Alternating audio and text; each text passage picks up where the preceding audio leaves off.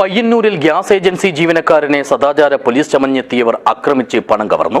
ചെറുകുന്നിലെ Annapurna agency ജീവനക്കാരൻ CK രാമകൃഷ്ണനാണ് ബൈക്കിലെത്തിയ 3 അംഗ സംഘത്തിന്റെ അക്രമത്തിനും പിടിച്ചുപറിക്കും ഇരയായത്.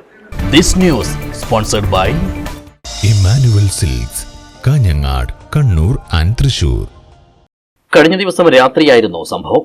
പയ്യന്നൂർ റൂറൽ ബാങ്ക് മുൻ ജീവനക്കാരൻ കൂടിയായ പയ്യന്നൂർ മഹാദേവ ഗ്രാമത്തിലെ CK രാമകൃഷ്ണനാണ് അക്രമത്തിന് ഇരയായത്. ഇയാളിൽ നിന്ന് 2,05,400 രൂപ സംഘം തട്ടിയെടുത്തു. ബൈക്കിലെത്തിയ 3 പേർ ആക്രമിച്ചു വീഴ്ത്തി പണമടങ്ങിയ ബാഗുമായി കടന്നുകളയുകയായിരുന്നു. ഗ്യാസ് ഏജൻസി ഓഫീസിലെ കളക്ഷൻ തുക വൈകിട്ട് രാമകൃഷ്ണൻ വീട്ടിലേക്ക് വരുമ്പോൾ കൊണ്ടുവരാറാണ് പതിവ്. ഇത് അറിയാവുന്നവരാണ് കവർച്ച നടത്തിയതെന്ന് സംശയിക്കുന്നു. ജോലി കഴിഞ്ഞ് വീട്ടിലേക്ക് സ്കൂട്ടറിൽ പോകും വഴി വീടിന് സമീപത്തുള്ള ഇടറോഡിൽ തടഞ്ഞു നിർത്തി ആക്രമിക്കുകയായിരുന്നു. തടഞ്ഞു നിർത്തിയ ശേഷം കഞ്ചാവ് വിൽപ്പനക്കാരനല്ലേ എന്ന് ചോദിച്ച് ഭീഷണിപ്പെടുത്തുകയും ബാഗ് പരിശോധിക്കണമെന്ന് ആവശ്യപ്പെടുകയും ചെയ്തു. തുടർന്ന് ബലമായി ബാഗിനുള്ളിലെ പണം കവർന്ന സംഘം കടന്നുകളയുകയായിരുന്നു.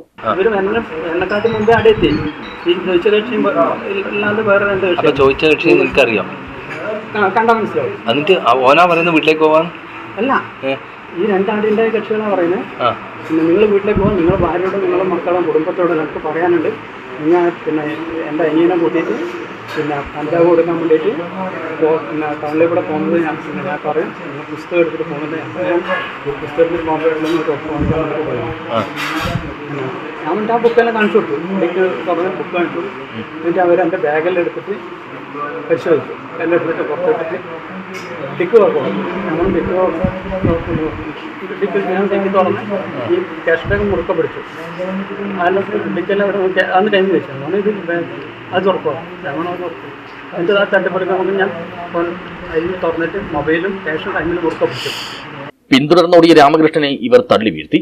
വീഴ്ചയിൽ കല്ലിലിടിച്ച് രാമകൃഷ്ണന് പരിക്കേറ്റു. സംഭവത്തിൽ പയ്യന്നൂർ പോലീസ് കേസെടുത്ത് അന്വേഷണം ആരംഭിച്ചു. News bureau, Cheruvathur.